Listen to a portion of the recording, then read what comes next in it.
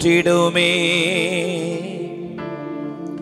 தூய ஆவியே உணர்த்திடுமே தூய ஆவியே ஊற்றிடுமே தூய ஆவியே உணர்த்திடுமே தூய ஆவியே ஆவியே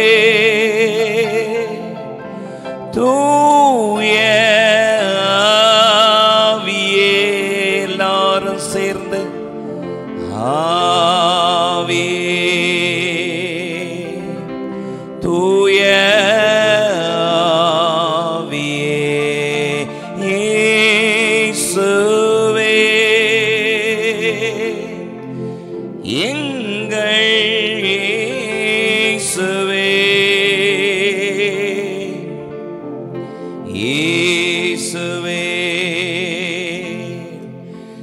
எங்கள் இயேசுவே ஆமென் அல்லேலூயா ஆட்கொள்ளும் தூய ஆவியே சொல்லுங்க வாயை திறந்து அரவணைக்கும் தூய ஆவியே ஆட்கொள்ளும் தூய ஆவியே உணர்ந்து அரவணைக்கும் தூய ஆவியே ஆவியே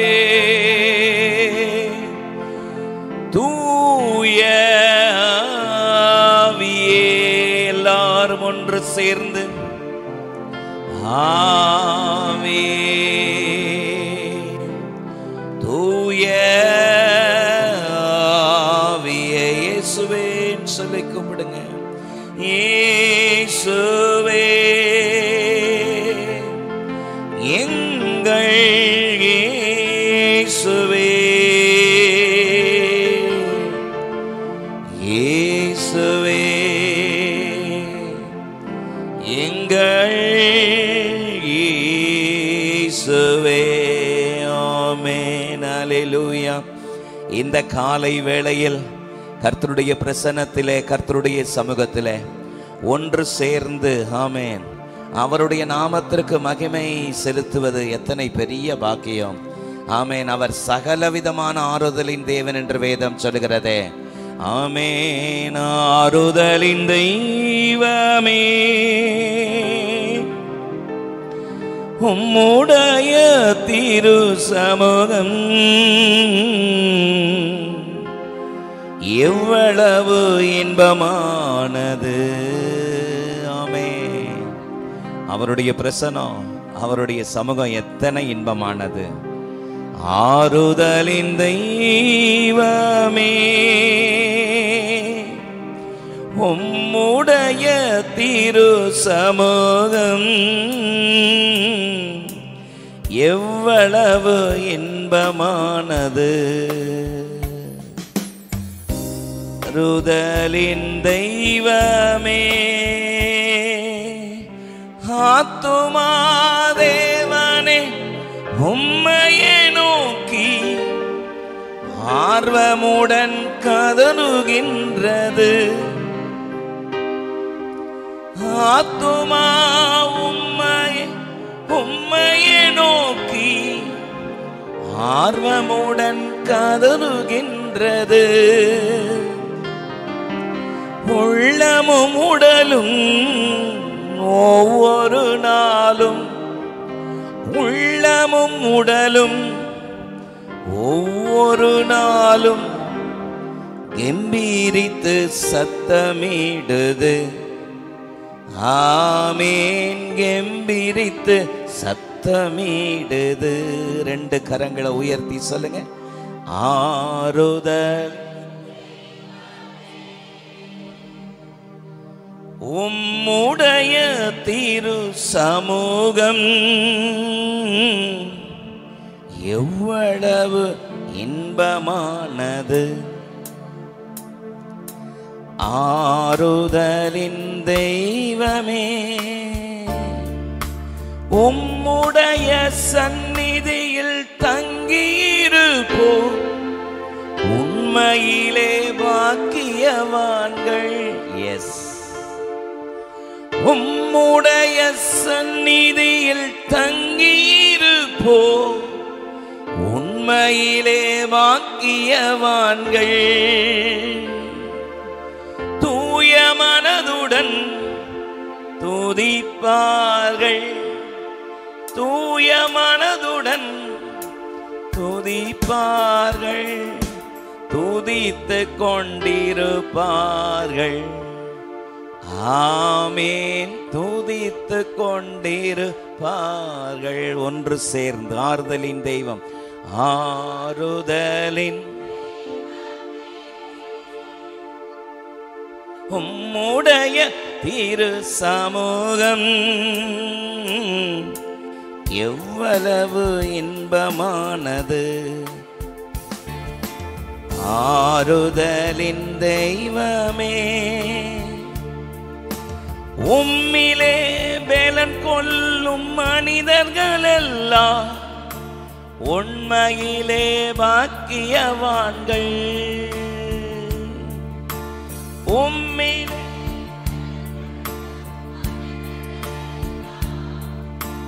உண்மையிலே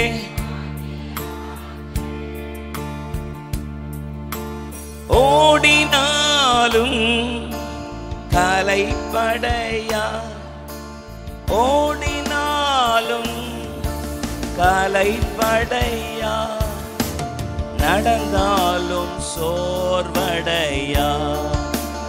ஆமேன், நடந்தாலும் சோர்வடையா. ஆறுதலின் தெய்வமே, உம்முடைய திரு சமூகம் எவ்வளவு இன்பமானது. ஆறுதலின் தெய்வமே. ஆமென். வேதம் சொல்கிறது, அவர் சகல விதமான ஆறுதலின் தேவன். உங்கள் இருதயம் கலங்காதிருப்பதாக. தேவனிடத்தில் விசுவாசமாயிருங்கள், என்னிடத்தில் விசுவாசமாயிருங்கள் என்று சொன்ன அற்புதமான நேசர். அவர் தம்முடைய ஆறுதலினாலே நம்மை பலப்படுத்துவார். நம்முடைய தம்முடைய ஆறுதலினாலே ஒவ்வொருடைய இருதயத்தை நிரப்புவார். ஆமென். நம்முடைய கண்ணீரை காண்கிறவர், நம்முடைய கண்ணீருக்கு பதில் கொடுக்கிறவர். இந்த காலை உபவாச ஜெப வேளையிலே அவருடைய திரு சமூகம் இந்த இடத்தில் இறங்கி வந்திருக்கிறதுக்காக நல்ல உற்சாகமாய் கரங்களை தட்டி ஆமென், ஆமென், ஆமென், ஹல்லேலூயா. Mighty God, mighty God. அவருடைய திரு சமூகம், அவருடைய ஆறுதல், அவருடைய பிரசன்னம் இந்த இடம் முழுவதும் இருக்கிறது. ஆமென். Mighty God. ரெண்டு கரங்களை உயர்த்தி பலவிதமான போராட்டங்கள், தத்தளிப்புகள் நடுவே நீங்க இருக்கலாம். உங்களுடைய உயர்வை விரும்பாத, நீங்கள் எப்பொழுது கீழே விழுவீர்கள் என்று காத்திருக்கிற ஜனத்தின் நடுவே நீங்கள் இருக்கலாம். சங்கீதக்காரராகிய தாவீது சொல்றார், என் ஆத்துமா சிங்கங்களின் நடுவே குடியிருக்கிறார். ஆமென். ஒருவேளை சிங்கத்தின் நடுவே குடிக்கிறது போல உங்களுடைய உயர்வை விரும்பாத, உங்களுடைய மேன்மையை விரும்பாத, நீங்கள் எப்ப கீழே விழுவீங்கன்னு காத்து கொண்டிருக்கிற ஜனங்கள் சூழ இருக்கலாம். ஆனால் கர்த்தர் உங்களோடு கூட இருக்கிறார். Thank you Jesus. Mighty God, mighty God. ஆண்டவருடைய சமூகம் இந்த காலை உபவாச ஜெப வேளையில கர்த்தருடைய ஆவியானவருடைய நிறைவான பிரசன்னம் இந்த இடம் முழுவதும் இருக்கிறது. முற்றிலுமாக அவருடைய கரத்தில் ஒப்பு கொடுத்து, ஆமென், அவருடைய கரத்திலே நாம ஒப்பு கொடுத்து, தகப்பனே என்னையும் உடைய கரத்தில் ஒப்பு கொடுக்கிறேன்னு சொல்லி, ஆமென். Thank you Jesus. ஆட்கொண்ட தெய்வம் திருப்பாதம் அமர்ந்து ஆறுதல் அடைகின்றே, அமைதி பெறுகின்றேன். கண்களை மூடி ஆட்கொண்ட தெய்வம் திருப்பாதம் அமர்ந்து ஆறுதல் அடைகின்றே, அமைதி பெறுகின்றே. காயங்களாற்றி கண்ணீரை துடைக்கும் நல்ல சமாரியனே, காயங்களாற்றி கண்ணீரை துடைக்கும் நல்ல சமாரியனே, நல்ல சமாரியனே. வாயை திறந்து நல்ல சமாரியனே, ஆட்கொண்ட தெய்வம் திருப்பாதம் அமர்ந்து ஆறுதல் அடைகின்றே, அமைதி பெறுகின்றே. எதிர்காற்று வீச எதிர்போரும் பேச என்னை காக்கும் புகலிடமே, எதிர்காற்று வீச எதிர்போரும் பேச என்னை காக்கும் புகலிடமே, என்னை காக்கும் புகலிடமே. தினம் என்னை காக்கும் புகலிடமே. ஆட்கொண்ட தெய்வம் திருப்பாதம் அமர்ந்து ஆறுதல் அடைகின்றே, அமைதி பெறுகின்றே. ஆட்கொண்ட தெய்வம் திருப்பாதம் அமர்ந்து ஆறுதல் அடைகின்றேன். சொல்லுவீங்களா? அமைதி பெறுகின்றே.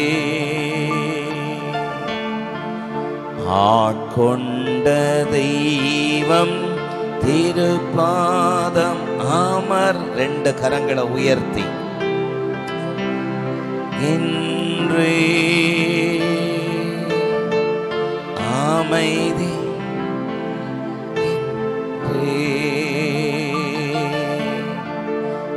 ஆட்கொண்ட தெய்வம்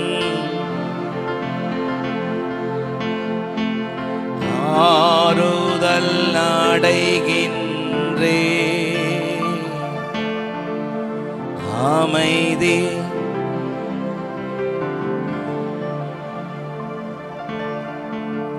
ஆட்கொண்ட தெய்வம். எஸ், அவரே ஆறுதல் படுத்துகிறவர்.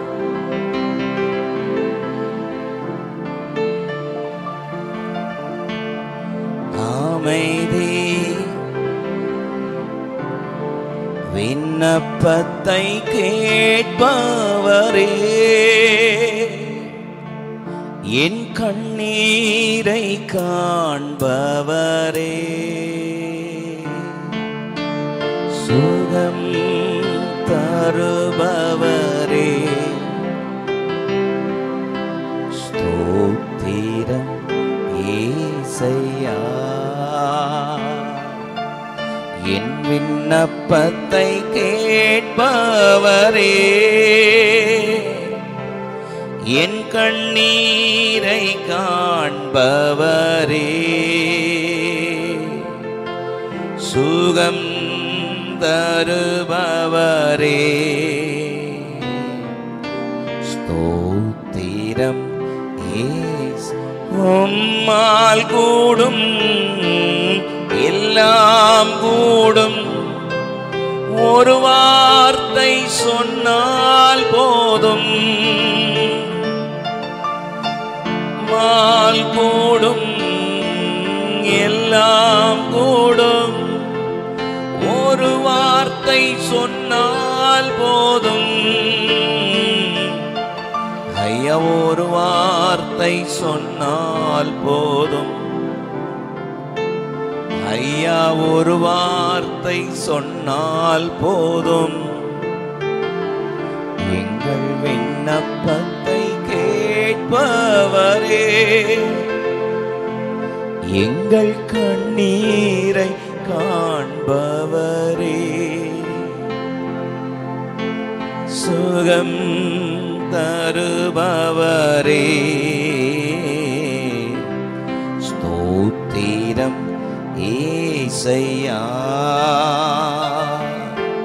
ஸ்தோத்திரம் ஏசையா.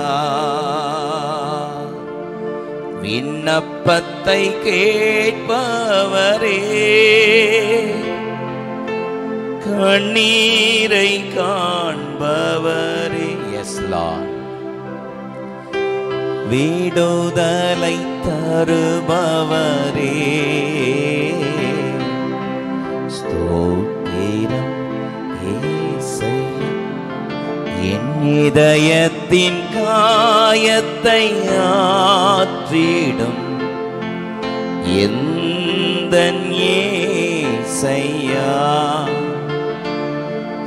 என் இதயத்தின் காயத்தை ஆற்றிடும் எந்தன் ஏசையா. கரை காணா படகை போல தடுமாறும் வாழ்க்கையா, கரை காணா படகை போல தடுமாறும் வாழ்க்கையா. என் இதயத்தின் காயத்தை ஆற்றிடும் எந்தன் ஏசையா, என் இதயத்தின் காயத்தை ஆற்றிடும் எந்தன் ஏசையா.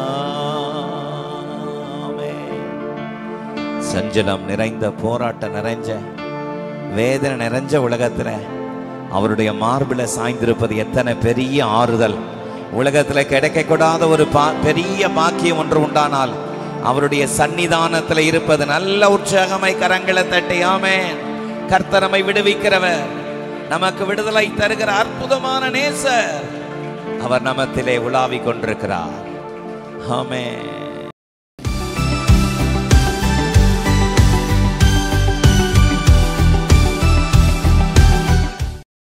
கர்த்தருடைய பரிசுத்த நாமத்துக்கு ஸ்தோத்திரமும் மகிமையும் உண்டாவதாக.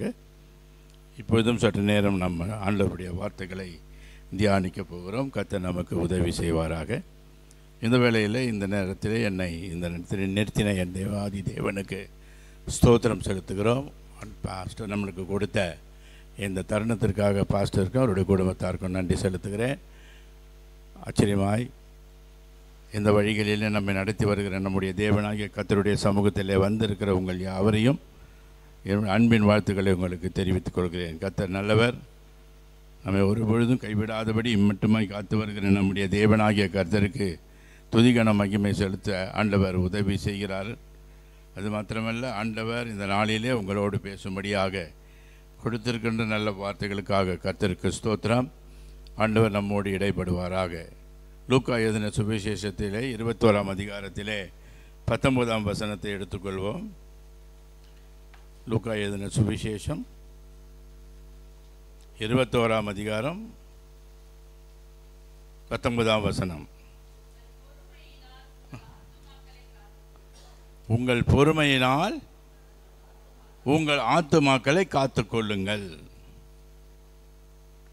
ஆண்டவர் நமக்கு கொடுத்திருக்கிற ஒரு எளிதான வழி, அவருடைய சமூகத்திற்கு போவதற்கு, அவருடைய பிரசன்னத்திலே நாம் போய் சேர்வதற்கு ஒரு நல்ல வழியை கொடுத்திருக்கிறார். ஆத்துமா தான் ஆண்டவருடைய சமூகத்திலே போய் இளைப்பாற போகிறது. எனவே அது இளைப்பாற போகிற இந்த ஆத்துமாக்கை பொறுமையினால் சுதந்தரித்து கொள்ளும்படியாக தேவன் நமக்கு இந்த வேளையிலே நம்மோடு இடைப்படுவாராக. அவருடைய வார்த்தைகள் இந்த இடத்திலே ஆண்டவர் வல்லமையாய் செயல்படுத்தும்படி நாம் யாவரும் தலைகளை கவிழ்ந்து ஆண்டவருடைய சமூகத்தை நோக்கி பார்த்து ஜெபிப்போம். ஒவ்வொருவருக்கும் தேவையானது தான், யாரும் இதிலிருந்து விதிவிலக்கு கிடையாது. எல்லோருக்கும் பொறுமை தேவை. எனவே அந்த பொறுமைக்காக நாம் யாவரும் கர்த்தருடைய சமூகத்தை நோக்கி பார்த்து ஜெபிக்க போகிறோம். ஆண்டவர் நமக்கு இந்த விஷயங்களில் நமக்கு உதவி செய்வார். அவர் இந்த நாளிலே பேச வேண்டிய வார்த்தைகளை என் மூலமாக பேச அவர் கர்த்தர் உதவி செய்ததற்காக அவருக்கு நன்றி செலுத்துகிறேன். பிதாவே, உமக்கு நன்றி செலுத்துகிறோம். தகப்பனே, இந்த வேளையிலும் உமது சமூகத்துக்கு நேராக வருகிறோம். ஆண்டவரே, கர்த்தர் பெரியவர், அற்புதமாய் அதிசயமாய் எங்களை இம்மட்டுமாய் வழி நடத்தி வந்த எங்கள் தேவனாகிய கர்த்தர், இந்த வேளையிலும் உமது வார்த்தைகள் ஆண்டவரை தியானிக்கின்ற வேளையிலே தேவரீருடைய மகிமையின் பிரசன்னம் எங்களை ஒவ்வொருவரையும் தாங்கும்படியாக ஜெபிக்கிறோம். ஆண்டவரே, உம்முடைய வார்த்தைகள் இந்த விடத்தில் ஆண்டவரே ஒவ்வொருவருக்கும் ஆண்டவரே நல்ல விதத்தில் அமையத்தக்கதாக கர்த்தர் உதவி செய்வீராக. உமது வல்லமைகள் ஆண்டவரே வல்லமையாய் புறப்பட்டு வரட்டும்படியாக ஜெபிக்கிறோம். ஆண்டவரே, இந்த வார்த்தைகளை கேட்கக்கூடாதபடி, எந்த சதி ஆலோசனைகளையும் சாத்தான் கொண்டு வராதபடி அவனை நசரனாகிய இயேசு கிறிஸ்து நாமத்தினாலே கடிந்து கொள்கிறோம். ஆண்டவரே, நாங்கள் ஆண்டவரே உமது சமூகத்தை இனியாவது நான் எப்பாவது நாங்கள் வந்து சேர வேண்டும். எனவே அதற்கு இந்த பொறுமை எங்களுக்கு வேண்டும் என்று கர்த்தர் நீர் சொல்லியிருக்கிறீர். ஆண்டவரே, இந்த வார்த்தைகளை ஆண்டவரே இந்த வேளையிலே தியானிக்கும் பொழுது ஆண்டவரே நீர் எங்களோடு இடைப்படுவீராக. உமது வார்த்தைகள் எங்களுடைய ஆத்மாக்குள்ளே ஆண்டவரை ஊடுருவி பாயத்தக்க விதத்திலே கர்த்தர் எங்களுக்கு உதவி செய்யும். இந்த இடத்தை சுற்றிலும் ஆண்டவரே வேலையடைத்து பாதுகாத்து கொள்ளும். ஆண்டவரை எந்த விதமான தடைகள் வராதபடி கர்த்தருடைய ஆவியானவர் எல்லோரோடும் பேசும்படியாக ஜெபிக்கிறோம். உமது வல்ல கரங்களிலே தாழ்த்துகிறோம், அர்ப்பணிக்கிறோம். இயேசு கிறிஸ்துவின் இன்ப நாமத்தில் வேண்டுகிறோம் நல்ல பிதாவே, ஆமேன். உங்கள் பொறுமையினால் ஆத்துமாவை காத்து கொள்ளுங்கள் என்று வேதம் சொல்கிறது. எனவே ஆத்துமா தான் ஆண்டவருடைய சமூகத்திலே நியாய தீர்ப்பு அடைய போகிற ஒன்று. நமக்கு ஆண்டவர் மூன்று பாகங்களாக நம்முடைய சரீரத்தில் வைத்திருக்கிறார். ஒன்று ஆவி, ஒன்று ஆத்துமா, இன்னொன்று சரீரம். ஆவியானது தேவன் தந்த தேவனிடம் போய்விடுகிறது.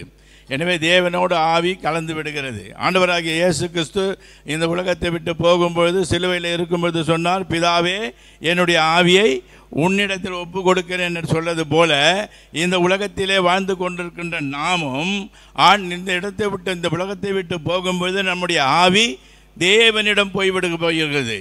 அவர் கொடுத்த சரீரம் மண்ணிலிருந்து கொடுத்ததினாலே இந்த சரீரம் மண்ணுக்கு போய்விட போகிறது. எனவே சரீரம் மண்ணுக்கு போகிறது, ஆவி ஆண்டவரிடம் போய் சேர்ந்து விட போகிறது. எஞ்சி இருப்பது ஒன்றுதான் ஆத்துமா. இந்த ஆத்துமா சரியான வேலைகளை செய்வ ஆண்டவருக்கு பிரியமானவாய் நடந்தால் இந்த ஆத்மா கர்த்தருடைய சமூகத்திலே நித்திய ஜீவனை அடையப் போகிறது. இல்லை என்றால் ஆண்டவர் சொல்லியிருக்கிற பிரகாரமாக எரி நகரத்திலே இந்த ஆத்மா கஷ்டப்பட போகிறது, பல வேதனைகளை அனுபவிக்க போகிறது. இது ரெண்டு தான் இருக்கிறது. இந்த ஆத்மா போய் சேர வேண்டிய இடம் ஒரு நல்ல இடமாக இருக்க வேண்டும் என்று தான் வந்திருக்கிற யாவருக்கும் விருப்பம். அப்படிதானே? அல்லேலூயா. இருக்குமாண்ணா 4-5 பேர் தான் தூக்குறீங்க, மேலே எங்கே போகிறீங்க? எல்லோரும் போக வேண்டிய இடம் அது தேவனுடைய சமூகம், நித்திய ஜீவன். அதை விட்டுட்டு யாரும் அல்லேலூயா சொல்கிறது கூட இங்கே வருத்தப்பட்டீங்கன்னா அங்கே போய் என்ன சொல்ல போகிறீங்க? எல்லோரும் அங்கே போய் தான் அல்லேலூயா சொல்ல போகிறோம் இல்லையா? அங்கே அப்படி தானே பாடிக்கிட்டு இருக்கிறாங்கன்னு சொல்லி வேதம் சொல்கிறது. எனவே இங்கேயே சந்தேகப்பட்டீங்கன்னாக்கா எப்படி? எனவே இந்த வேளையில் ஆண்டவர் நமக்கு கொடுத்திருக்கின்ற ஆத்மாவானது, ஆண்டவர் கொடுத்திருக்கிற ஆத்மாவை யாரும் ஒன்றும் செய்த முடியாது. அது எப்படி இயங்குகிறது என்று நமக்கு தெரியாது. ஆனால் இயங்கிக் கொண்டே இருக்கிறது. அதற்கு உருவம் கிடையாது, அதன் செயல்பாடுகள் ஒன்றும் கிடையாது. ஆனால் ஆத்துமாவிலே அறிவு இருக்கிறது. வேதம் சொல்கிறது ஆத்துமாவிலே அறிவில்லாமல் இருப்பது நல்லதல்ல. அப்போ ஆத்துமாவிலே அறிவு இருக்கிறது. அந்த அறிவு இருப்பதனால அந்த அறிவை பயன்படுத்த வேண்டிய பொறுப்பு நம்மிடம் இருக்கிறது. அல்லேலூயா. எனவே ஆத்மா சொல்லுகிறபடி நாம் செய்ய வேண்டும். எனவே அதுக்குள்ளே அறிவு இருக்கிறதுனாலே ஆத்மா நம்மை நல்ல வழிகளிலே நடப்பதற்கு நாம் யாவரும் ஒப்பு கொடுக்க வேண்டும். பிரியமானவர்களே, இதை பற்றி பகவத்கீதை என்று தமிழ் எல்லாரும் இந்துக்கள் வாசிக்கிற ஒரு பகவத்கீதையில் சொல்லப்பட்டிருக்கிற இந்த ஆத்மாவை பற்றி பதம் 2 பாகம் 4 அந்த புக்கில் சொல்லப்பட்டிருக்கிற ஒரு இடம். பதம் 2 பாகம் 4ன்னு சொல்லப்பட்டிருக்கிறது. ஆத்துமாவை ஆயுதத்தால் பிடிக்க முடியாது. எந்த ஆயுதத்தும் தூண்டில் போட்டு பிடிக்க முடியாது.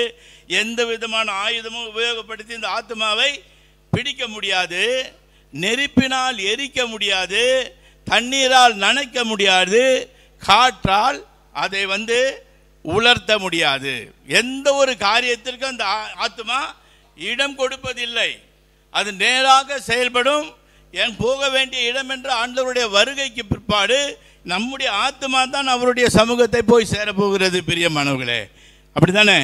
எல்லாருக்கும் இதில் சந்தேகம் வரக்கூடாது. ஏன்னா நாம் இங்கு வாழ்கின்ற வாழ்க்கையானது கர்த்தருடைய சமூகத்தை போய் சேர வேண்டும் என்பதற்காகத்தான் நாம் வாழ்ந்து கொண்டு இருக்கிறோம். எதையும் எடுத்துன்னு போக போகிறதில்லை. எடுத்துன்னு போக போகிற ஒன்று என்று சொன்னால் நம்முடைய ஆத்மா தான். அது நல்ல ஆத்மாவாக இருக்க வேண்டும். எனவே ஆத்மாவை எடுத்து போக வேண்டுமே ஒழிய நம்மோடு எதுவுமே வரப்போகிறதில்லை. இந்த ஆத்மாவை அதுதான் இந்த யோவான் எழுதின சுவிசேஷத்தில் 3 யோவானில் சொல்லப்படுகிறது. பிரியமானவனே, உன் ஆத்மா வாழ்கிறது போல எல்லாவற்றிலும் வாழ்ந்து சுகமாயிரு. ஆமாம், எல்லாவற்றிலும் இங்கே வாழ்ந்து சுகமாக இருந்துட்டு விட்டுட்டு போயிடணும். ஆனால் ஆத்மா மட்டும் கர்த்தருடைய சமூகத்தை போய் சேர வேண்டும். அல்லேலூயா.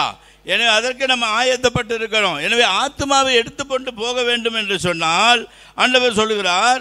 1 பேதுரு 1:9 சொல்லப்படும் பொழுது அதை பற்றி சொல்லும் பொழுது, உங்கள் விசுவாசத்தின் பலனாகிய ஆத்தும ரட்சிப்பை அடைகிறீர்கள் என்று வேதம் சொல்லுகிறது. நாம் இந்த இடத்துல கர்த்தருடைய சமூகத்திலே எவ்வளவு விசுவாசமாக இந்த உலகத்திலே வாழ்கின்ற வேளையிலே நம்முடைய வேலைகளை செய்து கொண்டிருக்கிறோமோ அந்த விசுவாசத்தினுடைய அடிப்படையில் தான் நமக்கு ஆத்துமா ரட்சிப்பு இருக்கிறது. இந்த ஆத்துமா சரியாய் ரட்சிக்கப்பட வேண்டும் என்று சொன்னால் நம்முடைய விசுவாசமானது சரியாக இருக்க வேண்டும். இந்த உலகத்தில் இருக்கும் பொழுது அலசடிப்படக்கூடாது. இப்படியும் இடம்பெறி இருக்கக்கூடாது.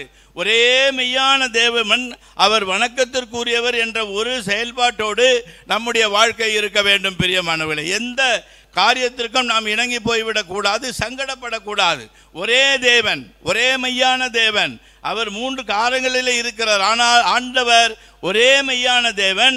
அவரை விசுவாசிக்கும் பொழுதுதான், அந்த விசுவாசத்தின் மூலமாகத்தான் நம்முடைய ஆத்ம ரட்சிப்பு நமக்கு கிடைக்க போகிறது.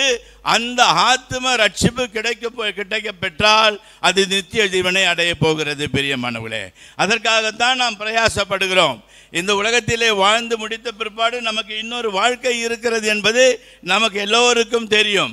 எனவே எந்த வாழ்க்கை பார்ப்பதற்கு நாம் மத்தேயு எழுதின சுவிசேஷம் 10ஆம் அதிகாரம் 28ஆம் வசனத்தில் நீங்கள் வாசித்து பார்ப்பீர்களானால், ஆத்துமாவை கொல்ல வல்லவர்களாயிராமல் சரீரத்தை மாத்திரம் கொள்ளுவர்களுக்கு நீங்கள் பயப்பட வேண்டாம். ஆத்துமாவையும் சரீரத்தையும் நரகத்திலே அழிக்க வல்லவருக்கே பயப்படுங்கள் என்று வேதம் சொல்லுங்க. அப்ப நம்முடைய பயம் எப்படி இருக்க வேண்டும் என்று சொன்னால், இந்த உலக பிரகாரமான காரியங்களுக்கு நம்ம பயம் தேவையில்லை. எந்த சண்டை, எந்த பிரச்சனை இருந்தாலும் இந்த உலகத்திலே நம்முடைய ஆத்மாவை யாரும் ஒன்றும் செய்திட முடியாது. இந்த உலகத்திலே வாழ்கின்ற வரையிலும் எந்த பிரச்சனைகளாக இருந்தாலும் அவைகளுக்கு நாங்கள் பயப்படக்கூடாது என்று தான் ஆண்டவர் சொல்லுகிறார். எனவே இந்த ஆத்மா போய் சேர வேண்டிய இடத்திற்கு தான் போய் சேர வேண்டுமே, அந்த நரகத்திலே அழிக்க வல்லவருக்கே பயப்பட வேண்டும் என்று வேதம் சொல்லுகிறது. அப்போது நம்ம ஆத்மா நிறைய நல்ல முறையிலே நடக்க வேண்டும் என்று சொன்னால் நாம் கர்த்தருக்கு பயப்படுகின்ற பயத்தோடு ஒவ்வொரு நாளும் இருக்க வேண்டும். பிரியமானவர்களே, அப்படி ஒவ்வொரு நாளும் இருக்க வேண்டும் என்று சொன்னால் இந்த ஆத்மா ஒவ்வொரு நாளும் இருக்க வேண்டும் சொன்னால் நமக்கு பல காரியங்கள் இருக்கிறது. இந்த காரியங்களை நாம் செயல்படுவதற்கு நாம் ஆயத்தமாக இருக்கணும். 6 காரியங்கள் வேதத்திலே சொல்லப்பட்டிருக்கிறது. 3 காரியங்கள் சபைக்கு உள்ளே எப்படி இந்த ஆத்மாவை நாம் ஆயத்தப்படுத்திக் கொள்வது, 3 காரியங்களை வெளியிலே நம்ம எப்படி ஆயத்தப்படுத்திக் கொள்வது. சபையிலே சரியாக ஆயத்தப்படுத்தினா தான் சபையில் நம்ம ஒழுங்கு கிடைக்கும். அந்த ஒழுங்கின் மூலமாக நம்ம வெளியில் வாழும்போது அந்த சபையிலே நடக்கின்ற இந்த காரியங்களை குறித்து அதை நன்றாய் நாம் அறிந்து ஆராய்ந்து நாம் செயல்பட்டுமே ஆனால் இந்த 6 காரியங்களும் நம்முடைய வாழ்க்கையில் ஒன்றுபட சேரும் பொழுது நிச்சயமாகவே நமக்கு பொறுமையானது நம்முடைய வாழ்க்கையிலே வந்துவிடும் பிரியமானங்களே. பொறுமை இருக்க வேண்டும். எந்த காரியத்தை எடுத்தாலும் பொறுமை இருக்க வேண்டும். வேதத்தில் சொல்லப்படும் பொழுது அந்த பொறுமையை பற்றி சொல்லும் பொழுது அதை பற்றி கொள்ள வேண்டும் என்று சொல்கிறது. பொறுமை சில பேர்கள் விட்டு போகுது, எதற்காவது கோபம் வந்துடுது, பொறுமை இழந்து போகிறோம். பல காரியங்களிலே சட்டென கோபம் வந்துவிடுது, பொறுமை போகிறது. ஆனால் அது என்ன பண்ணணுமா, அதை பிடிச்சி வைக்கணுமா. அந்த பொறுமையை நம்முடைய சரீரத்திலே அந்த பொறுமையை நம்முடைய இருதயத்திலே பிடித்து வைக்க வேண்டும் என்று வேதம் சொல்லுகிறது. ஒரு வேத புத்தகத்தில் சொல்லுகிறது. இன்னொன்று சொல்லுகிறது, ஸ்டாண்ட் ஃபர்ம், உறுதியா நிற்கணுமா, உறுதியா நிற்கணும். அப்பதான் இந்த கோபம் வராத அந்த பொறுமையை நாம் கடைபிடிக்க முடியும் பிரியமானவர்களே. ஒரு பிக்சர் ஒன்று பார்த்துருந்தேன். ஒரு சின்ன பொண்ணு, ஒரு 5 வயசு பொண்ணு இருக்குது. அம்மா கிச்சனில் சமையல் செஞ்சுன்னு இருக்கிறாங்க. ஸ்கூலுக்கு ரெடி ஆகிட்டு சாப்பிட்றதுக்காக உட்காந்து இருக்குது. அது சாப்பிட்ற நேரத்தில் அந்த தட்டில் சட்னியும் சாம்பாரும் குறைஞ்சி போச்சு. அம்மா அனுச்சது நாங்கள் அந்த அம்மா கிச்சன்லேருந்து அது சட்னி சாம்பார் கூட இல்லாத எடுத்து தின்னுபிட்டு பைய மாட்டேன் போயிடுச்சு. ஏன்னா அந்த அந்த சொன்ன வார்த்தை இருக்கிறதே பயங்கர, என்ன இப்படி கூப்பிடுறியேன்னு அவங்க அந்த பொண்ணு அதட்டுற மாதிரி இருந்ததுனால சட்னியும் கேட்கல சாம்பாரும் கேட்கல, வாயே திறக்கல, சாப்பிட்டுட்டு போயிடுச்சு அந்த பொண்ணு. இந்த மாதிரி தான் சுத்தமாக வருது பார் அதிகாரமாக, அந்த மாதிரி தான் அதிகாரம் வரும். அந்த அதிகாரத்தை வரும்போது வீட்டில் அதிகாரம் வர சொல்ல நம்ம அடக்கி ஆள வேண்டும். நம்முடைய ஆத்மா நமக்கிட்ட இருக்கிறது. இந்த நமக்கிட்ட இருக்கிற இந்த ஆத்மாவை பொறுமையோடு கையாள தெரிந்து கொள்ளும் பொழுதுதான் நமக்கு இந்த காரியங்களிலே நாம் செயல்பட முடியும் பிரியமானவர்களே. 3 காரியங்கள் சபையை குறித்து சொல்கிறேன். 3 காரியங்களை நாம் உலகத்திலே நடக்க வேண்டிய காரியங்களை பகுத்து நம்ம தெரிஞ்சு கொண்டோமானால் இந்த 6 காரியங்களும் கர்த்தருடைய சமூகத்திலே நாம் செயல்படுத்தும் பொழுது நிச்சயமாகவே நம்முடைய வாழ்க்கையிலே பொறுமை இருக்கும். பொறுமை என்பது ரொம்ப முக்கியமான ஒன்று, இந்த உலகத்திலே நமக்கு தேவையான ஒன்று. ஆண்டவராக இயேசு கிறிஸ்துவே சொல்லி இருக்கிறார், பொறுமையினாலே உங்கள் ஆத்மாவை காத்து கொள்ளுங்கள் என்று சொல்லும் பொழுது ஆண்டவரே சொல்லி இருக்கிறார். 21ஆம் அதிகாரத்தில் அதுக்கு அடுத்த அதிகாரத்தில் வந்து அவர் சிலுவையின் பாடுக்குள்ளே போய்விடுகிறார். ஆனால் அதற்கு முன்பாக எச்சரிக்கும் பொழுது உங்கள் ஆத்மாவை பொறுமையோடு காத்து கொள்ளுங்கள் என்று சொல்லி இருக்கிற நம்முடைய தேவனாகிய கர்த்தருடைய வார்த்தைகளுக்கு நாம் கீழ்ப்படிந்து நடக்க வேண்டும். இந்த 6 காரியங்களையும் ஆண்டவருடைய சமூகத்தில் வைத்து இருக்கும் பொழுது, ஒன்று, சபையிலே ஜெபம் இருக்க வேண்டும், வார்த்தையின் தியானம் இருக்க வேண்டும், ஆராதனை இருக்க வேண்டும். இந்த 3 காரியங்களிலும் கீழ்ப்படிய வேண்டும். ஒன்று ஜெபம், இன்னொன்று சத்திய வசனங்கள், இன்னொன்று ஆராதனை. இந்த 3 இல்லாத சபையில் எந்த காரியமும் நடக்கிறது இல்லை. நமக்கு தெரியும், ஆண்டவருடைய ஆராதனை செய்கிறோம், ஜெபம் செய்கிறோம், சத்திய வசனங்களுக்கு கீழ்ப்படுகிறோம். ஒவ்வொரு வாரமும் தலைமை போதகர் மூலமாக நமக்கு சில வார்த்தைகள் வெளிப்படுகிறது. இந்த 3 காரியங்களை உள்ளடக்கி நம்முடைய வாழ்க்கையிலே செயல்பாடு இருக்க வேண்டும் பிரியமானவர்களே. அப்பொழுதுதான் சபைக்குள்ளே நாம் சரியாய் செயல்பட முடியும். சபைக்குள்ளே சரியாய் செயல்படும் பொழுதுதான், கர்த்தருக்குள் கீழ்ப்படியும் போதுதான், ஆண்டவருடைய வார்த்தைகள் சபையிலே நமக்கு வெளிப்படும் போதுதான் நம்முடைய ஆத்மா ஆராய்ந்து பார்த்து அதற்கு ஒப்பு கொடுக்கிறது பிரியமானவர்களே. யோசித்து பாருங்க, ஒரு சபைக்கு போகிறோம் என்று சொன்னால் அந்த சபையிலே எப்படி இருக்க வேண்டும் என்று சொன்னால் இந்த 3 காரியங்களையும் சரியாய் செய்கிற ஒரு விசுவாசியாய் நாம் இருக்க வேண்டும்.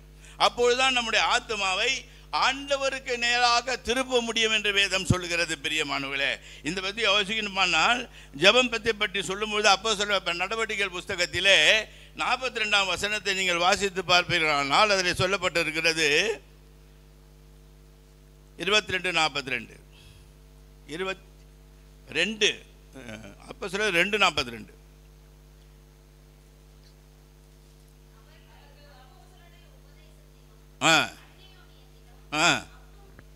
அப்பம் பிட்குதலிலும் ஜெபம் பண்ணுவதிலும் உறுதியாய் தரித்திருங்கள்.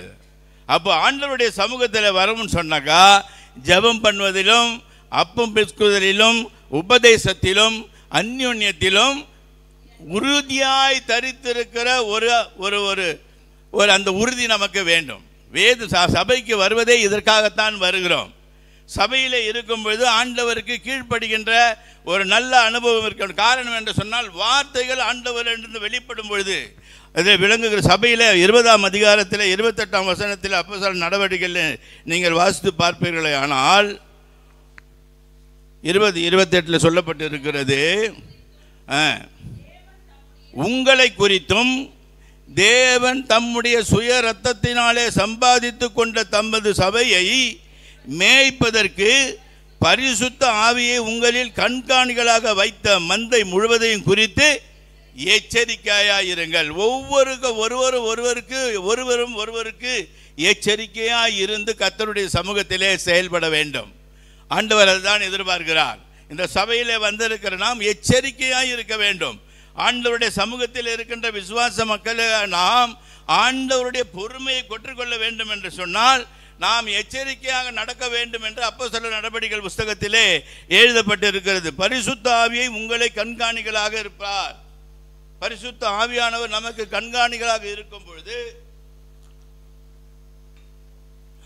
ஆண்டவர் கொடுத்திருக்கின்ற பரிசுத்த ஆவியானவர் வழியாக மந்தையை மேய்க்கின்ற பொழுது முழுவதையும் காத்துக் கொள்வதற்கு ஒருவரோடு ஒருவர் எச்சரிக்கையாக இருக்கணும்.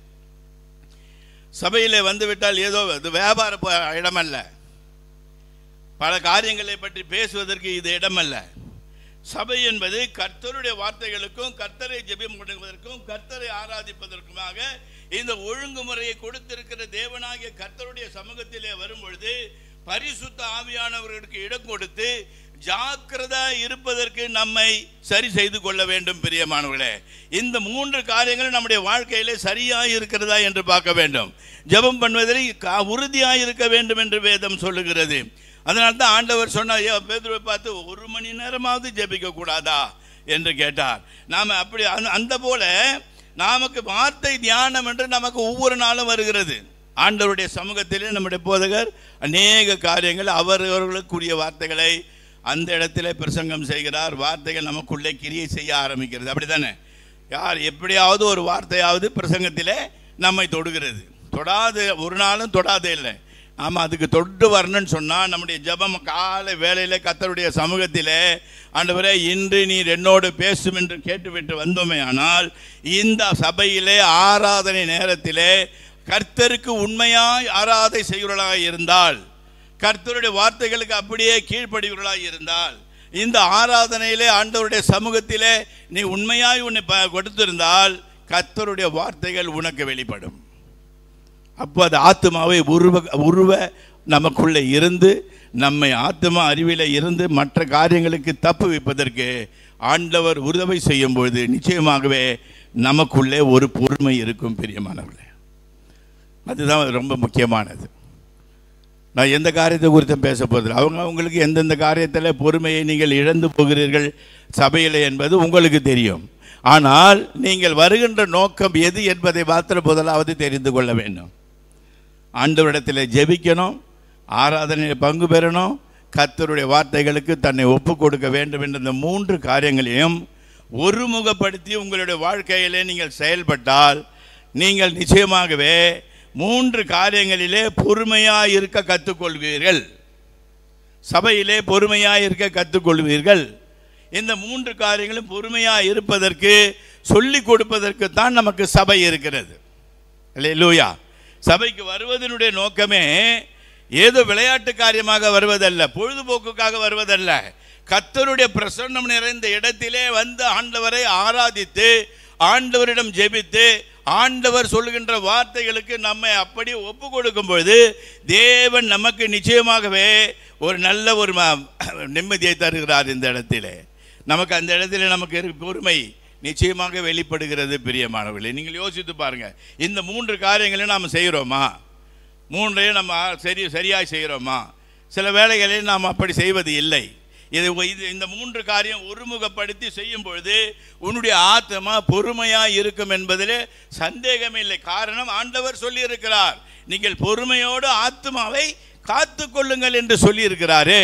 அப்போ பொறுமையோடு கர்த்தருடைய சமூகத்திலே காத்து கொள்ள வேண்டும். நாம் அதற்கு ஆராதனைக்கு நாம் எப்படி இருக்கிறோம் என்பதை பற்றியெல்லாம் நான் பேச போகிறதில்லை, உங்களுக்கே தெரியும்.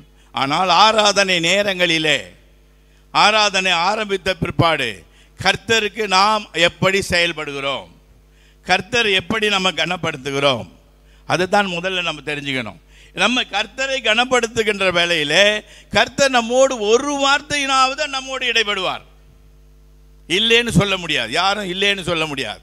நாம் ஒழுங்கும் கிரமமாய் அந்த 2 மணி நேரமோ 2.5 மணி நேரமோ ஆண்டவருடைய சமூகத்தில் இந்த 3 காரியங்களையும் உள்ளடக்கி நம்மை ஆண்டவருடைய சமூகத்தில் ஒப்பு கொடுக்கும் பொழுது நம்முடைய ஆத்மாவிலே ஒரு பொறுமையை கர்த்தர் கற்றுத்தருவார். பிரியமானவர்களே, அல்லேலூயா.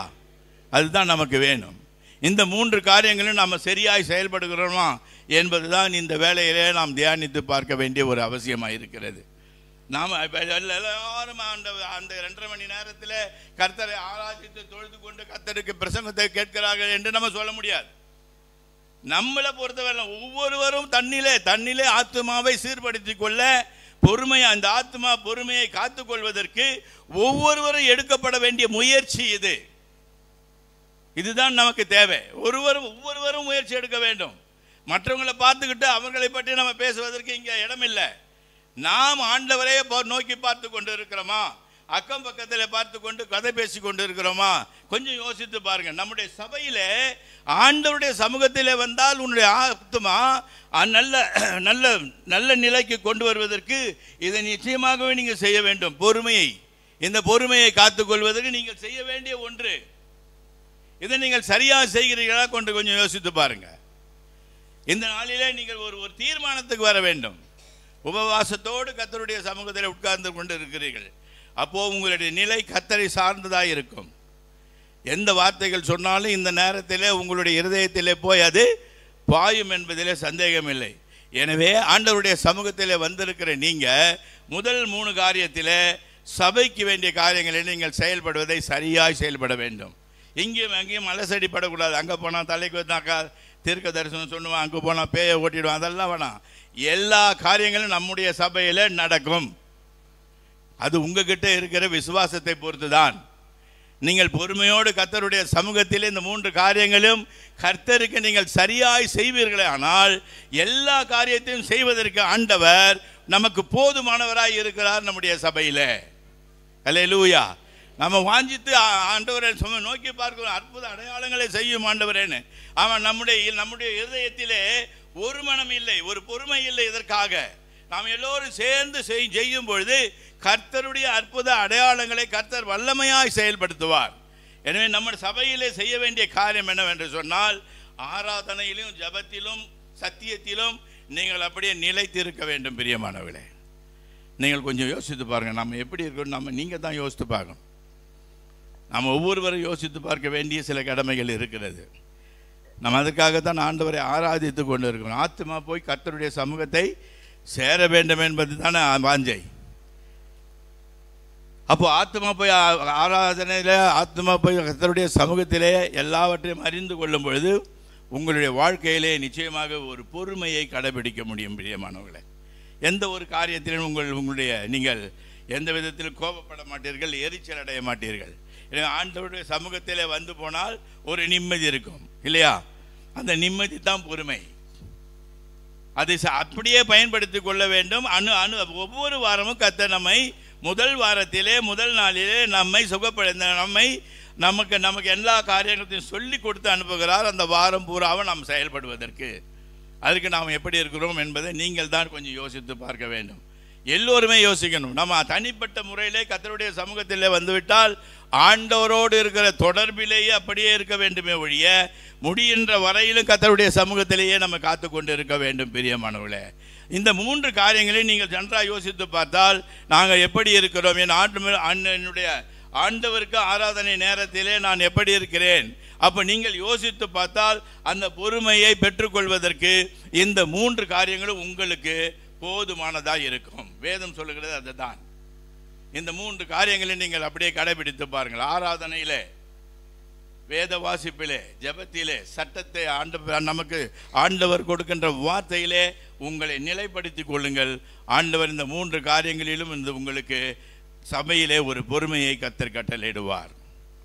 2வதாக சொல்லப்பட்டிருக்கிறது, நம்முடைய வாழ்க்கை வெளியிலே, ஒன்று உள்ளே சபைக்குள்ளே வெளியே வந்துட்டோம்னா, சபையை விட்டு வெளியே வந்துட்டோம்னா 3 காரியங்களுக்கு நம்மை செயல்படுத்த வேண்டும். ஒன்று, சாட்சியின் ஜீவியம், சபை விசுவாசிகளோடு இருக்கின்ற ஐக்கியம், தினமும் பாவத்திற்கு விலகி ஓடுகிற ஒரு அனுபவம்.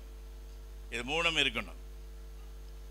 எல்லா பாக்கெட்லையும் பாவம் பாக்கெட்லேயே இருக்குது இந்த காலத்தில், இல்லைன்னா ஹேண்ட்பேக்கில் இருக்குது. பாவம் விலகி போகிறதுக்கு சான்ஸ் இல்லாத போயிடுச்சு. எல்லோருக்கும் இருக்குது, யாரையும் ஒன்றும் சொல்ல முடியல. பாவம் நம்ம பாக்கெட்லேயே இருந்துக்கிட்டே இருக்குது. அது எது வேணும் நம்ம தான் தியானம் பண்ண வேண்டியதாக இருக்குது. பல வேளைகளிலே அது நம்ம பல இடங்களிலே நம்முடைய நேரத்தை எல்லாம் கெடுத்து விடுகிறது. நம்ம எதுக்கோ போய் அது உள்ளே நுழைஞ்சோம்னாக்கா எங்கேயோ போயிடுறோம். நம்ம இப்போ பாவம் பாக்கெட்லேயே சுற்றிட்டு இருக்குது, இல்லைன்னா ஹேண்ட்பேக்கில் சுற்றிட்டு இருக்குது, இல்லைன்னா கையில் இருந்துக்கிட்டே சுற்றிட்டு இருக்குது. அப்போது அனுதினமும் பாவத்திற்கு விலகி ஓடுகிற ஒரு அனுபவம் இருக்க வேண்டும் என்று வேதம் சொல்லுகிறது. சாட்சியின் ஜீவியம் இருக்கு. அப்போஸ்தலனாகிய பவுல் எழுதின இந்த அப்போஸ்தலர் நடவடிக்கைகளை 1:8 நீங்கள் வாசித்து பார்ப்பீர்களானால், பரிசுத்த ஆவி உங்களிடத்தில் வரும்பொழுது பலனடைந்து எருசலேமிலும் யூதேயா முழுவதிலும் சமாராவிலும் பூமியின் கடைசி பரியந்தம் எனக்கு சாட்சிகளாக இருப்பீர்கள். நீங்கள் சாட்சியின் ஜீவியத்தை காத்துக் கொள்வீர்களே ஆனால் ஆண்டவருக்கு சாட்சியாக இருக்கிறீர்கள், எனக்கு சாட்சிகளாக இருப்பீர்கள் தான் வேதம் நம்மை எச்சரிக்கிறது. நம்ம எப்படி இருக்கணும்? சாட்சியின் ஜீவியம் நமக்கு முதலாவது நம்முடைய வாழ்க்கையிலே இருக்க வேண்டும். வெளியிலே வந்துவிட்டால் நம்முடைய சாட்சியின் ஜீவியம் ஆண்டவரை மகிமைப்படுத்துவதாக இருக்கிறதா என்பதை நம்ம ஆராய்ந்து பார்க்க வேண்டும். எந்த ஒரு காரியத்திலும் ஆண்டவருக்கு விரோதமான கிரியைகளை நடப்பிக்கிறவர்களாக இருக்கக்கூடாது. இவங்க கிறிஸ்தவர்களா என்று கேள்வி கேட்கக்கூடாது யாரும். அப்படி நம்முடைய வாழ்க்கையானது தரமுள்ளதாக இருக்க வேண்டும். நம்முடைய வாழ்க்கையிலே சாட்சியின் ஜீவியம் முதலாவது இருக்க வேண்டும். எந்த காரியம் எடுத்தாலும் அதிலே நம்முடைய சாட்சியின் ஜீவியம் இருக்கிறதா, கர்த்தருடைய நாமம் மகிமைப்படுகிறதா, கர்த்தருடைய நாமம் தூஷிக்கப்படுகிறதா என்பதை நாம் ஆராய்ந்து அறிந்து கொண்டுதான் நம்முடைய சாட்சியின் ஜீவியம் இருக்க வேண்டும். உள்ளே ஒரு மாதிரியாகவும் வெளியே ஒரு மாதிரியாகவும் இருக்கக்கூடாது. எனவே சாட்சியின் ஜீவியத்தை காத்து கொள்கின்ற வேளையிலே உங்களுக்கு கொஞ்சம் பொறுமை வந்து விடுகிறது. யோசித்து பாருங்க. நமக்கு சாட்சியின் ஜீவியம் சில நேரங்களில் நம்ம தெரியாமலே கோபம் வந்து பல விதங்களிலே தகராறுகள் பண்ணி விடுகிறோம். மார்க்கெட்டுக்கு போனால் பிரச்சனை, எந்த காரியத்துக்கு போனால் சில வேலைகளே சண்டை வந்து விடுகிறது. அப்போ சாட்சியின் ஜீவியம் கெட்டு போகிறது. கடைக்கு போனால் சில வேலைகளில் பிரச்சனை, அவர்கள் கொடுப்பதற்கும் நம்ம வாங்குவதற்கும் சில விதமான பிரச்சனைகள் வரும்போது எல்லாம் மறந்து போகுது, கர்த்தருடைய சமூகமே மறந்து போகிறது. அப்போ அப்படிப்பட்ட காரியங்களை நாம் செய்யக்கூடாது. நம்முடைய சாட்சியின் ஜீவியம் ஆண்டவருக்காக நாம் ஆண்டவருடைய நாமத்தை மகிமைப்படுத்தி வாழ்கிறோம், அவருடைய பொறுமையை நாம் கடைபிடிக்கிறோம் என்பதை நம்முடைய சாட்சியின் ஜீவியத்திலே காட்ட வேண்டும். அல்லேலூயா. நம்முடைய சாட்சியின் ஜீவியத்தை நம்ம காட்டுறோமான்னு சொன்னால் சில வேலைகளிலே இல்லை. அது இல்லாது இருக்கிறதை இந்த நாளிலே ஒரு மனம் திரும்புதோடு ஏற்றுக்கொள்ள வேண்டும். சாட்சியின் ஜீவியம் இருக்க வேண்டும். வெளியில் கடையில் விற்கிற ரோட்டில் வர கடைக்காரர்கிட்டலாம் சண்டை போடுவாங்க. அவங்களுக்கு அன்றைக்கி ஒரு நாளைக்கெல்லாம் 300 ரூபா சம்பாதிச்சா தான் சாப்பாடு. 10 பைசா காயோ 8 பைசா கேட்பாங்க. 1 ரூபா சொன்னான்னாக்கா 75 பைசா கொடுக்குறியான்னு கேட்பாங்க. இந்த மாதிரி கேட்கவே கூடாது. அவன் வர்றது நம்ம போய் வாங்கலை, அவன் நம்ம வீட்டை தேடி வரான், அவன் கேட்குற காசை கொடுத்துருங்க, அதுதான் நல்லது. நீங்கள் யோசித்து பாருங்கள். அவனுக்கு ஒரு குடும்பம் இருக்கும், அவனுக்கு ஒரு நாளைக்கு 300 ரூபா 400 ரூபா செலவு இருக்கும். அவன் பார்த்து தானே விற்கிறான். ஏமாத்தினானா ஏமாத்தின்னு போகிறான், அது அவனோட ஒழிஞ்சுது. நம்ம அவங்ககிட்ட போய் பேரம் பேசக்கூடாது. நம்ம வீட்டில் எதிர்க்க சிலுவை மாட்டி வச்சுருப்போம். இது என்ன கிறிஸ்துவ கூட இப்படி அநியாயமாக பண்ணுறாங்களேன்னு சொல்லிட்டு அவன் நம்மளை ஒரு மாதிரியாக பேசிக்கிட்டு போவான். நீங்கள் உங்கள் தெருவில் வருகிற வியாபாரம் பண்ணுகிற யார் ஏழையாக இருக்கிறவர்களோடு பேரம் பேசாதீங்க. சாட்சியின் ஜீவம் முதலாவது அங்கே தான் கெட்டு போகுது. ஆமாம், நம்ம இப்போ கடைக்கு போனாக்கா அவன் எம்ஆர்பி போட்டு வச்சுக்கிறான், மேக்சிமம் ரீட்டைல் பிரைஸ், அதையும் கொடுத்துட்டு வாங்கிட்டு வந்துடுறோம். ஆனால் இங்கே வந்து மட்டும் நம்முடைய வாழ்க்கை எப்படி இருக்கிறது? மாறுகிறது. அந்த மாற்றம் நமக்கு வேண்டாம். அதனுடைய சமூகத்துக்கு ஒரு சாட்சியின் ஜீவன். இந்த வீட்டில் போனால் கரெக்டாக வாங்கிக்குவாங்கப்பா, ஒன்றும் பேச மாட்டாங்கப்பா. அப்போ நமக்கு ஒரு கர்த்தருடைய சமூகத்திலே நமக்கு ஒரு பொறுமை கிடைக்கிறது. அவர்கள் மூலமாக அப்பா நம்மளை பற்றி நல்ல சர்டிஃபிகேட் கொடுக்குறாங்களேன்னு சொல்லிட்டு. நீங்கள் அந்த சாட்சியின் ஜீவன் எந்த இடத்துல போனாலும் எந்த இடத்துக்கு போனாலும் உங்களுடைய சாட்சியின் ஜீவம் முதலாவது காக்கப்பட வேண்டும். கிறிஸ்தவர்கள் என்று சொல்லுகின்ற இடத்திலே உங்கள் சாட்சியின் ஜீவத்தை நீங்கள் காத்துக்கொள்ள வேண்டும். சபையின் விசுவாசிகளோடு நல்ல ஐக்கியம் இருக்க வேண்டும். யாரை எங்கே பார்த்தாலும் அவர்களோடு வந்தனம் பண்ணி அவர்களோடு பேசி அவர்களுக்கு ஏதாவது காரியம் என்று சொன்னால் ஜெபித்து அவர்களுக்கு உதவி செய்கின்ற ஒரு நல்ல ஒரு காரியம் இருக்கு. விசுவாசிகளோடு ஒரு ஐக்கியம் இருக்க வேண்டும். பாஸ்டர் சொல்வார், இவங்க அவங்களுக்கு ஜெபின்னு சொன்னால் அத்தனை பேருக்கும் ஜெபிக்கணும். காலையில் பர்த்டே நிறைய விசேஷம் வருது, அது எடுத்து காலையில் எடுத்து யாராருக்கு பாஸ்டர் ஒரு மெசேஜ் அனுப்பிச்சிருப்பார், அந்த மெசேஜுக்காக ஜெபிக்கணும். அடுத்த கதி நிறைய பேருக்கு அந்த வந்திருப்பாங்க, அதில் பர்த்டே விசேஷம்லாம் வந்திருக்கும், நம்ம ஜெபிக்கணும். சும்மா ஏதோ பார்த்துட்டு விட்டுறக்கூடாது. நம்ம சபையின் ஐக்கியத்தில் இருக்கிறோம் என்று சொன்னால் அவர்களுக்காக ஜெபிக்கணும். பல காரியங்களை எந்த காரியம் இருந்தாலும் ஒரு நிமிஷம் ஜெபிக்கத்தில் என்ன கேட்டு போகுது. எனவே சபையின் இதில் ஐக்கியம் இருக்க வேண்டும். பிரியமானவர்களே, நீங்கள் இந்த யோசித்து பார்த்தா சொல்கிறாங்க ஆண்டவர், இந்த சபையின் விசுவாசிகள் ஐக்கியம் இருக்க வேண்டும் என்று சொல்லி இந்த ஜான் 15ஆம் அதிகாரத்தில், யோவான் 15ஆம் அதிகாரத்தில் 6ஆம் வசனத்தை நீங்கள் வாசித்து பார்ப்பீங்க என்றால்,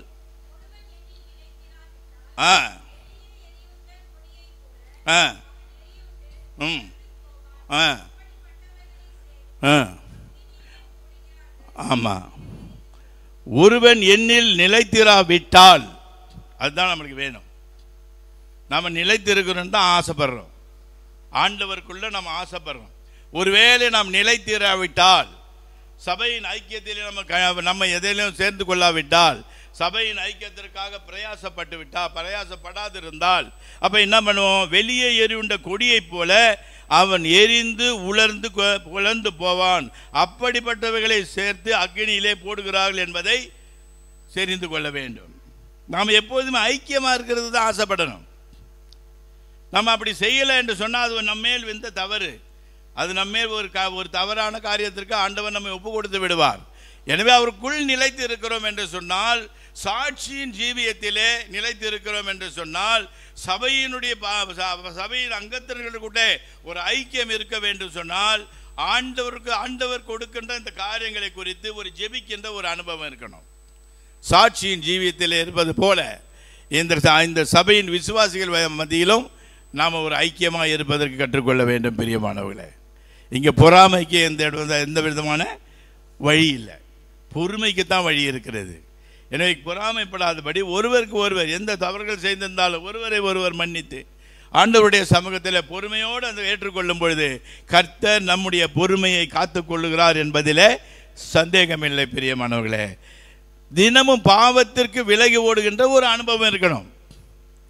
ஆமாம், நமக்கு தேவையான செல்லு தேவைதான். நிறைய ஞானமுள்ள நிறைய இருக்குது செல்லில் வர்றது. அவைகளை ஆராதிக்கலாம், அவைகளை நம்ம எடுத்துக்கொள்ளலாம், அவைகளை தேர்த்துக்கொள்ளலாம். ஆனால் அதை விட்டு மற்ற காரியங்களெல்லாம் எடுத்துக்கொண்டு நம்முடைய வாழ்க்கையை பாவத்துக்கு முதலாவது காலையில் ஏந்த ஒன்றுமே பாவத்தோடு தான் எழுந்திருக்கணும். செல்லு பக்கத்திலேயே இருக்கு. நீங்கள் யோசித்து பாருங்கள். நாம் அதை உபயோகப்படுத்த வேண்டும் தான். நியூஸ் கேட்கறதுக்கு உபயோகப்படுத்தலாம், பலவிதமான செய்திகளை உபயோகப்படுத்தலாம். நம்ம தமிழில் எவ்வளவோ காரியங்கள் நம்முடைய வேதத்தை பற்றி வருது, அதெல்லாம் அதில் இப்போ தெரிஞ்சுக்கலாம். அதுக்காக பயன்படுத்த வேண்டும். பாவ செயல்களுக்கு ஈடுபடக்கூடாது. பிரியமானவர்களே, விலகி ஓடுகிறவர்களாக இருக்க வேண்டும். நம்முடைய சாய்பில் அப்போ வந்துருச்சுனாக்கா அப்படி ட்ராவல் பண்ணிட்டு போயிடணும் அந்த இடத்த விட்டுட்டு. ஆனால் அந்த மனசானது அதிலேயே நிற்க சொல்லும். ஆமாம், மனது அந்த ஆத்மாவில் அறிவில்லாமல் போனால் இந்த அறிவில்லாத ஆத்மா என்ன பண்ணும்? அந்த ஆவிக்கு இடம் கொடுக்கும். நீ போய் பாருன்னு சொல்லிட்டு அதுக்கு நம்ம இடம் கொடுக்கக்கூடாது. நீங்கள் யோசித்து பாருங்கள். உங்களுடைய வாழ்க்கையில் யாரையும் குற்றப்படுத்துவதற்காக நான் பேசலை. நம்முடைய எந்த பாவம் நம்மை அணுகாதபடி காத்துக்கொள்ள வேண்டிய இந்த 3 காரியங்களும் வெளிப்படையான காரியங்கள். பிரியமானவர்களே, சபைக்கு உள்ளான காரியங்களை நாம் செயல்படும் பொழுது ஆண்டவர் நம்முடைய பொறுமையை காத்துக்கொள்கிறார். வெளியில் இந்த 3 காரியங்களில் நம்மை சரியாய் செயல்படும் போது ஆண்டவர் நம்மை காத்துக்கொள்கிறார். பிரியமானவர்களே, இதுதான் நம்முடைய வாழ்க்கையில் இருக்கும் பொழுது, பொறுமையை காத்துக்கொள்ளும் பொழுது நம்முடைய ஆத்மாவிலே ஒரு பெரிய சந்தோஷம். அதனாலே ஆத்மா தப்புவிக்கப்படுகிறது. தப்புவிக்கப்பட்ட ஆத்மா நித்திய ஜீவனை அடைகிறது. இல்லை என்று சொன்னால் அது எரி நரகத்திற்கு போவதாக இருக்கிறது. இந்த 2 தான் இருக்குது. இங்கே 3 காரியத்தில் 2 பார்த்தோம்.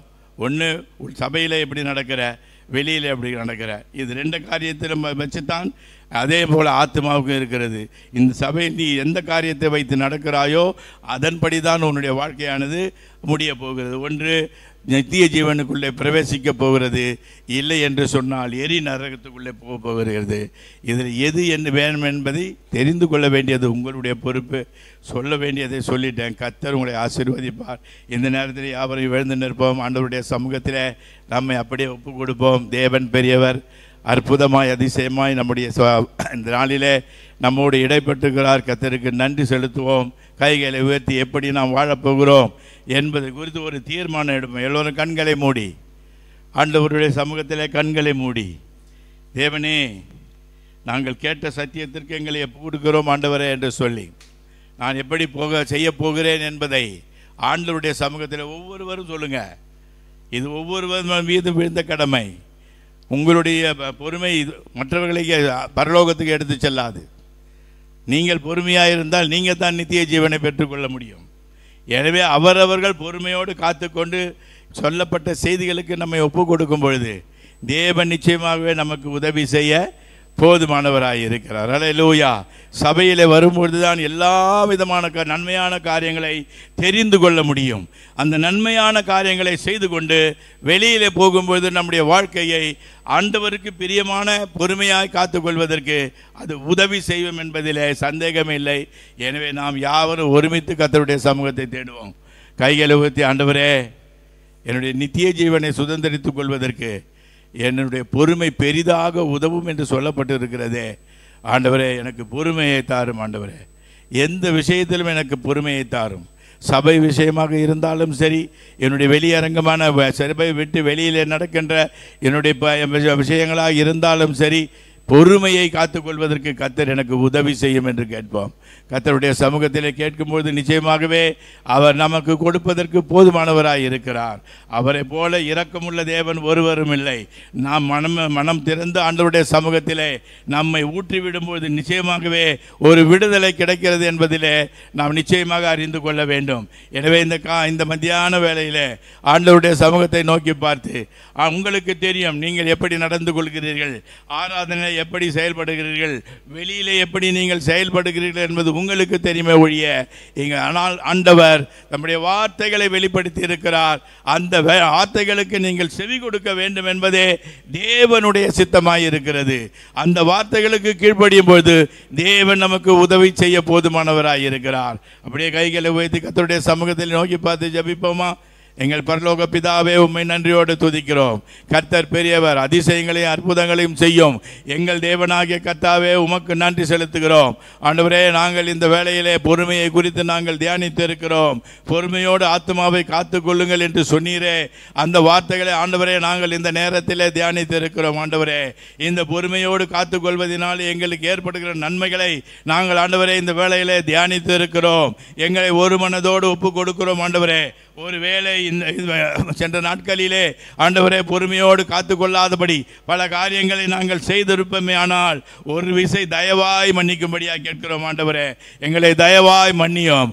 இனி வரும் நாட்களில் ஆண்டவரே உமக்கு பிரயோஜனம் உள்ளவர்களாக வாழ்வதற்கு எங்களுக்கு உதவி செய்யும்படியாக ஜெபிக்கிறோம். ஆண்டவரே, நாங்கள் சபையிலே இருந்தாலும் சரி, சபைக்கு வெளியே இருந்தாலும் சரி, பொறுமையோடு எல்லா காரியங்களையும் செய்து உமது நாமத்தை மகிமைப்படுத்துவதற்கு எங்களுக்கு ஆண்டவரே இனி வரும் நாட்களிலே உதவி செய்வீராக. ஆண்டவரே, உமது கள்ள கரங்களிலே கொடுக்கிறோம். எல்லா எதிர் விளைவுகளையும் நசரேயனாகிய இயேசு கிறிஸ்து நாமத்தினாலே கடிந்து கொள்கிறோம்.